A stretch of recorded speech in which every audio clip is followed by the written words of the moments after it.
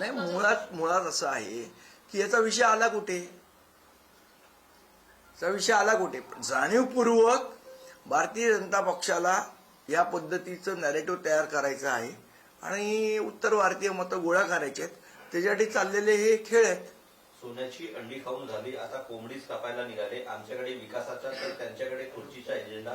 ही युती मराठी माणसाची नव्हे तर स्वतःचे अस्तित्व टिकवण्यासाठी उपमुख्यमंत्री एकनाथ शिंदे म्हणत आहेत.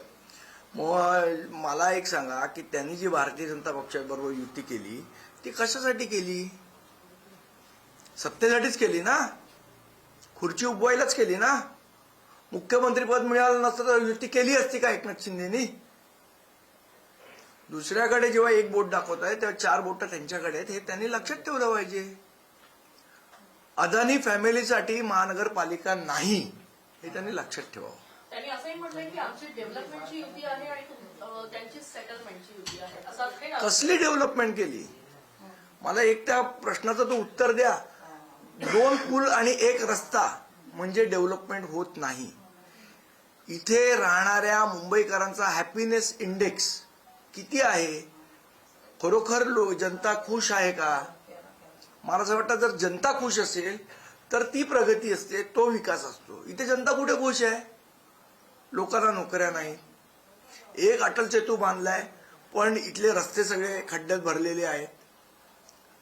रोज तर काय उठून मी रोज अटल सेतूवरनं नाही ना जाणार आहे. जे मुंबईचे रस्ते आहेत त्याची काय अवस्था आहे? जागोजागी कचरा पडलेला आहे. कचऱ्यामध्ये 2-2 हजार कोटीचे भ्रष्टाचार केलेले आहेत. याची उत्तरं भारतीय जनता पक्षाला द्यावी लागतील ना. शेवट तुम्ही 20 वर्ष सत्तेत होतात महानगरपालिकेत, हे भारतीय जनता पक्ष विसरली का? त्यांनी असंही म्हटलंय की गेली 25 वर्ष शिवसेना सत्तेमध्ये होती आणि गेले 25 वर्ष भारतीय जनता पक्ष सत्तेत होती महानगरपालिकेत. पारेकरी म्हणून स्वतःला म्हणून घेत होते. ते पारेकरी का झोपा काढत होते का डोळे मिटून हात पुढे करत होते? एकदा उत्तर त्यांनी पण द्यावं. आशिष शेलारांनी देखील काल टीका केली. ते म्हणतात की कालची पत्रकार परिषद नव्हती, ती शॉर्ट फिल्म होती.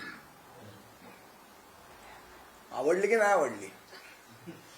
सेन्सॉर झाले नाही म्हणतात ते अजून.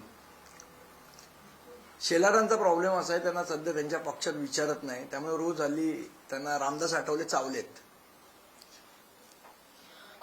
राज ठाकरे यांनी काल म्हटलं होतं की पोरं चोरणारी टोळी सध्या कार्यरत झाली. त्याच्यावर एकनाथ शिंदे असं म्हणतायत की जे स्वतःची पोरं सांभाळू शकत नाही ते महाराष्ट्र काय जर सांभाळणार? सत्तेतलेच लोक गुंडांसारखे चोरायला लागले तर काय करायचं?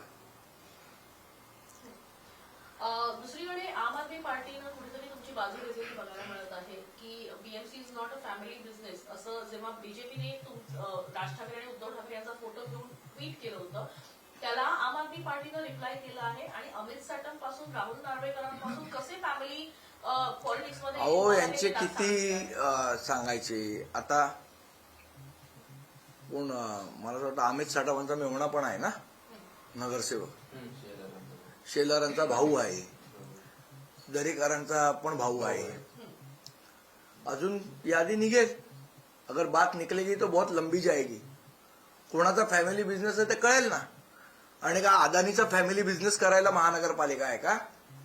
अदानीला धारावी द्या, अदानीला हे द्या, अदानीला ते द्या. मग अदानींच्या फॅमिलीसाठी महानगरपालिका तुम्हाला ताब्यात पाहिजे का? अदानी अंबानींच्या फॅमिलीसाठी? हे पण एकदा सांगावं.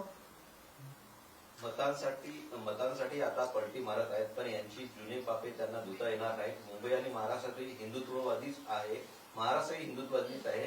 माझी पैदास हिंदुत्ववादी, असं मुख्यमंत्री देवेंद्र फडणवीस. आम्ही काल बघितली व्हिडिओमध्ये पैदास. अल्लाह हाफिज असं त्याच्यामध्ये उल्लेखित आहे. अरे ज्यांची पैदास हिंदुत्ववादी आहे त्यांचे व्हिडिओ आहेत ते. किती छान हिंदुत्ववादी दिसत आहेत त्याच्यात. ते कौतुक वाटलं म्हणून व्हिडिओ ट्विट केले. मुंबई महानगरपालिकेचा रंग हिरवा करण्याचा प्रयत्न हा करण्यात येतोय असा आरोप जो आहे तो ठाकरेंवर होताना बघायला मिळत आहे. हिरवा रंग आणि ठाकरेंवर आरोप. कोण करतंय हिरवा रंग? यांच्या डोक्याचाच हिरवा रंग भरलाय. कुरेशी